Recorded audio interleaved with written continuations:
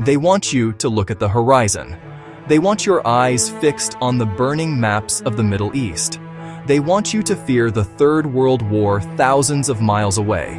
And they have a good reason for that. In the last 48 hours, the White House has authorized lethal force against a sovereign nation. The drums of war aren't just beating, they are deafening.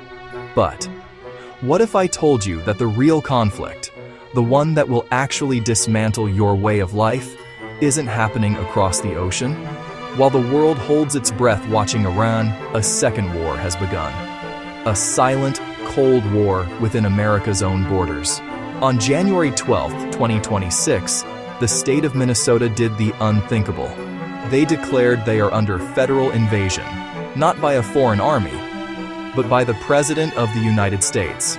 Two fronts, one external, threatening global fire, one internal, threatening the very fabric of the Constitution. Today, we don't just read the news. We connect the dots that the mainstream media is too afraid to touch. Welcome to the two-front war.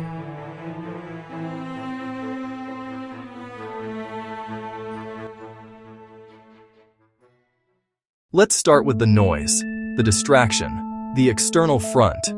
This week, the tension with Iran didn't just escalate, it snapped. Following a wave of anti-regime protests in Tehran, the United States made a move that historians might look back on as the spark of the next great conflict. The White House press secretary explicitly stated that President Trump is unafraid to use lethal force if the Iranian regime cracks down on its own people. This isn't diplomatic speak. This is an ultimatum. And to back it up, a crushing 25% tariff was slapped on anyone trading with the region. Think about the implications. We aren't talking about sanctions anymore. We are talking about American firepower being greenlit to intervene in a foreign civil uprising. The world is trembling. The United Nations is in panic mode. Everyone is asking, is this it? Is this the big one?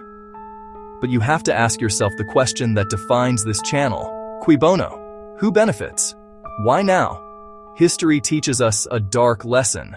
Nothing unites a divided nation like a foreign monster. Nothing makes a population compliant like the fear of war. But while your eyes were glued to the Persian Gulf, something terrifying happened in the American Midwest. Something that should be on the front page of every newspaper, but is being buried under the war cries. Tuesday, January 13th. Minnesota Attorney General Keith Ellison files a lawsuit that reads like a dystopian novel. The defendant, the Trump administration. The accusation, a federal invasion. It's called Operation Metro Surge. Without warning, without coordination with local police, the federal government flooded the Twin Cities with over 2,000 agents. Schools went into lockdown. Small businesses closed their doors. The streets of Minneapolis didn't look like America anymore. They looked like an occupied zone. The spark? The fatal shooting of Renee Nicole Good by an ICE agent on January 7th. A tragedy, yes. But the response was not an investigation. It was an occupation. The lawsuit claims this surge violates the 10th Amendment, the rights of the states to govern themselves. Minnesota officials are calling it an abuse of police power to punish a state that opposes the president politically.